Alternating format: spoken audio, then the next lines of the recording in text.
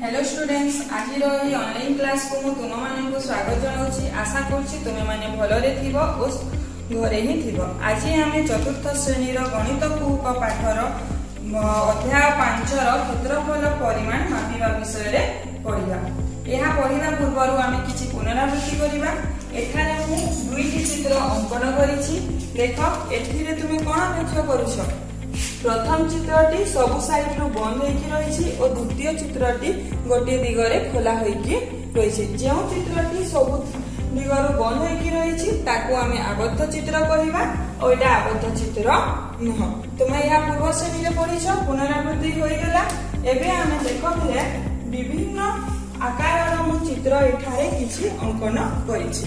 एही चित्र गुडी मु जो आंकिछि एही चित्र गुडी को कोन आबद्ध चित्र की? हाँ, निश्चय आबद्ध चित्र, कहीं यार चारि दिग बंद होइकी रहिछि। एही चित्रर सीमारेखार दैर्घ्यर समष्टि को आमे कोन कहिबा? परिसीमा, जहा तुमे पूर्व अध्याय रे पढिछ। एबे मु जो चित्र अंकन करछि केउ अंश रंग देछि? एही चित्र गुडी को जेतिकी जगह माडी बसिछंती सही अंश गुडी को मु रंग करिछि। अर्थात एही चित्रर सीमारेखा आर ओ ता भीतर अंश जेते दूर मारी बसिछि ताहाकु रंग करछि और एहाकु ही आमे क्षेत्रफल कहिथाउ। तमे क्षेत्रफल काहाकु कहिबा? एक आबद्ध क्षेत्रर सीमारेखा और तार भीतर अंश को आमे क्षेत्र कहिथाउ और एहार परिमाण को क्षेत्रफल। एटा गोटे आबद्ध रेखा। ए आबद्ध रेखार भीतर अंश र परिमाण को आमे क्षेत्रफल कहिबा। ताकु जदि टिके आ सहजरे नै जिबा हेले सीमा गोटे आबद्ध चित्रर सीमारेखा भितर जेते अंश अछि तार परिमाण को आमे क्षेत्रफल कहिबा। केवल मने रखिबा पे क्षेत्रफल चिन्हिबा पे गोटे चित्रर माने आबद्ध चित्रर एई मझी अंशटा हेला तार क्षेत्रफल। सीमारेखा और ता भितर जे अंशटा अछि सेटा हेला क्षेत्रफल। ता बाहर चारिआडटा ता क्षेत्रफल नुह। केवल सीमारेखा भितर जो अंशटी रहिछि सही अंशर परिमाणटी हेउछि क्षेत्रफल। एथिरु आमे कोन जानिले? एथिरु आमे जानिले जे केवल आबद्ध चित्रर ही आमे क्षेत्रफल बाहर करि परिबा। जो चित्र आबद्ध नुहे तार आमे क्षेत्रफल बाहर करि परिबा नाही। एबे देखो तुम बही रे किछि चित्र दिया देछि। एही चित्र मानक किछि चित्र दिया है एठारे। एही चित्र मानकर जो चित्रर आमे क्षेत्रफल निर्णय करि परिबा ता ऊपर तुमे टिक चिन्ह देबो। एबे देखो मु समान आकृति विशिष्ट दुईटी चित्र अंकन करिछि। तुमे क्षेत्रफल विषय भल भाबरे बुझी गलो। सीमारेखा मझी रे थिबा अंश को आमे क्षेत्रफल कहिबा। एबे मु समान आकृति विशिष्ट दुईटी चित्र अंकन करी। एटा हला एकम चित्र और यहा हला दुय चित्र। तो एही चित्र रो हमें कोन लेखा करूछे? दुईटी चित्र आबद्ध चित्र की? हां, दुईटी चित्र आबद्ध चित्र। दुईटी चित्र मध्यरु केउ चित्र बेसी जागा मारी बसिछि? द्वितीय चित्रटी हमर बेसी जागा मारी बसिछि। आमे पूर्वरु एहा टिके पूर्वरु पढिला जे सीमारेखा और ता भितर जो जागा रहिछि से जेतिकी जागा मारी बसिछन्ती सेही जागा को आमे क्षेत्रफल कहिथाउ। तो दुईटी भितरु किए बेसी अधिक जागा किए मारी बसिछि? द्वितीय चित्रटी। तो काहार क्षेत्रफलटी बेसी होइथिबो? निश्चय द्वितीय चित्रर क्षेत्रफलटी अधिक, कारण से अधिक जागा मारी बसिछि। एथिरु आमे कोन जानिबे? दुईटी समान आकृति विशिष्ट चित्र मध्यरु जहार आकार बड़ ताहाकु आमे तार क्षेत्रफल अधिक होइते।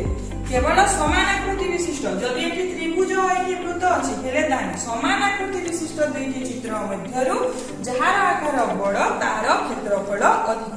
तो पिला माने हमें क्षेत्रफलर परिमाण तो जानि गले, किंतु एठारे हमें दुई समान आकृति विशिष्ट जदि दुईटी चित्र अछि हेले हमें तुलना करी क्षेत्रफल रो परिमाण जानिले। किंतु जदि गोटिए चित्र दिया जाइथिबो आ तार क्षेत्रफल हमकु निर्णय करिवा को कहगला हेले हमें केमिति करिवा?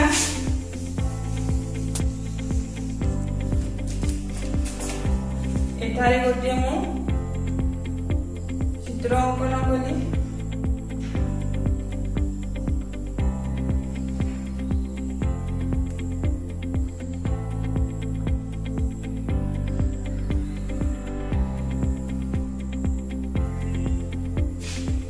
ଚିତ୍ରରେ ଭିତରେ ଏଇଟା ଗୋଟେ ଆବଦ୍ଧ ଚିତ୍ର ଏଇ ଚିତ୍ର ଭିତରେ ଛୋଟିଆ ଛୋଟିଆ ବର୍ଗ କ୍ଷେତ୍ର ଗୁଡ଼ିକ ସୃଷ୍ଟି ହୋଇଛି ତ ପ୍ରତ୍ୟେକ ବର୍ଗ ଏଇଟା ଗୋଟେ ଗୋଟେ ସବୁ 1 ସେଣ୍ଟିମିଟର ବର୍ଗ କ୍ଷେତ୍ର ଭିତରେ ସୃଷ୍ଟି ହୋଇଥାଏ ତ ଏଠାରେ କେତୋଟି ବର୍ଗ କ୍ଷେତ୍ର ସୃଷ୍ଟି ହେଲା 1 2 3 4 5 6 7 8 9 10 11 12 13 14 15 16 17 18 19 20 21 22 23 24 तो यह परिमाण ये जो भीतर क्षेत्रफलर परिमाण केते होला 24 वर्ग सेंटीमीटर हैला एठारे देखो छोटिया छोटिया वर्ग क्षेत्र गुड़िक सृष्टि होइछि तेनु एटा हम जेतोटी वर्ग क्षेत्र सृष्टि होइछि ताकु गणी देले ए अंशर तार जेते की जगह माडी बसिछि तार क्षेत्रफल जणा पड़ी गला 24 वर्ग सेंटीमीटर सेही भली हमें एठारे वर्ग चित्रर भी करि परिबा वर्ग चित्र रे भी एमिति वर्ग क्षेत्र गुड़िक सृष्टि होइछि ताकु गणी की जेतोटी अछि हमें लिखि परिबा 25 टी अछि तो तुमे माने पिला माने वर्ग चित्र और आयत चित्र तो 4 फुटिया तो वर्ग क्षेत्र सृष्टि हो गला त्रिभुज रे तो सब वर्ग चित्र सृष्टि हेबो नहीं तो तार क्षेत्रफल हम किपरि इ जानिबा बोली भाबुथिबो तो देखो एटारे त्रिभुज अछि त्रिभुज भितरे टिके ध्यान देके सुनिथिबो त्रिभुज भितरे जेतोटी वर्ग चित्र अछि ताहाकु हमें प्रथमे गणी देबा केतोटी वर्ग चित्र अछि 1 2 3 4 5 6 7 8 8टी वर्ग चित्र अछि तापरे जेउ चित्र गुडीक अधारु अधिक अछंती जेपरि एई चित्रटी आ टिके हेले पूर्ण हो जेथांता या अधारु अधिक अछि तो ताकु हमें 1 नेबा आ जेउ चित्र गुडीक कम अछि जेपरि एई चित्रटा कम अछि ए ताकु हमें बाद देबा तो केउ केउ चित्रटी अधिक अछि 1 2 आ ए 2 जेउटी पूरा हाफ पूरा आधा आधा थिबो ताकु मिसे की 1 नेबा तो एटा पूरा आधा आधा अछि तो एटा को हमें 1 नै गले एटा आगे रु हमें गणी छे 8 अछि एटा 9 10 तो एई त्रिभुजर क्षेत्रफल हेई गला 10 सब बेले मने रखिबो जे वर्ग चित्र त्रिभुजर भितरे जो वर्ग क्षेत्र अछि ताकु प्रथमे गणिबो तापरे जोटा अधारु अधिक अछि ताकु 1 बोली नेबो जोटा समान भाग रे दुई जगह अछि दुईटा को मिसे के 1 नेबो और जोटा एपरि छोट अछि ताकु बाद देबो एही बोली भाबरे हमें सब आबद्ध चित्रर क्षेत्रफल निर्णय करि पारिबा तो पिला एही बोली भाबरे हमें जदि गणिले हमकु टिके अधिक समय लागुछि तो हमें एटा गोटे को चित्र आयत चित्र मु तार नामकरण कर देली क ख ग घ तुमे पूर्व अध्याय रे पढिछो एटा हला दैर्घ्य एटा हला प्रस्थ बोली तुमे ए पूर्व श्रेणी रे पढि देइछो एबे ए क ख ग घ रेखाखंड रे केतोटी वर्ग क्षेत्र अछि 1 2 3 4 5 6 एठारे अछि 6टी वर्ग क्षेत्र माने 6 सेंटीमीटर एठारे केतोटी अछि 1 2 3 4 4टी वर्ग क्षेत्र अछि माने 4 सेंटीमीटर एबे 6 आ 4 आमे गुणन करि देले 6 गुणन 4 समान केते हे गला ए 24 वर्ग सेंटीमीटर तो एठारु आमे सूत्र पाइले जे आयत क्षेत्र क्षेत्रफलर सूत्र कोन हला दैर्घ्य